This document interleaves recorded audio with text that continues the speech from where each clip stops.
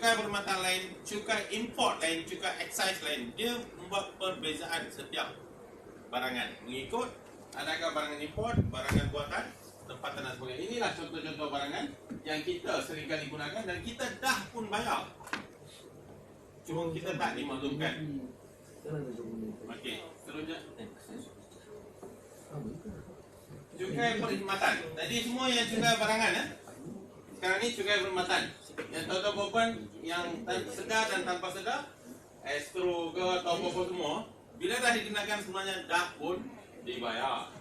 Angka 6% tu sebenarnya ianya dibayar oleh pihak pembekal ataupun pemborong. Okey, sekarang mengenali GST. Ini tahun 2013 tuan-tuan. Jangan anggapkan kata 2014 baru kita 2015 baru nak kita mula sebenarnya. Dan wang ni sebenarnya dia akan terus ke dana kerajaan, bukannya kepada orang yang melaksanakan.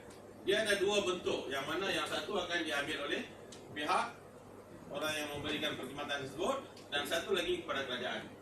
GST yang akan diterapkan 1 April 2015 adalah Goods and Service Tax ataupun cukai barang dan perkhidmatan. Untuk menjelaskan kepada kita apakah wang yang akan disalurkan kepada kerajaan dan jumlah wang akan diambil oleh pihak pembekal ataupun pemborong. Itu perbezaannya. Okey, peralihan cukai jualan dan perkhidmatan kepada cukai barangan dan perkhidmatan, GST ni.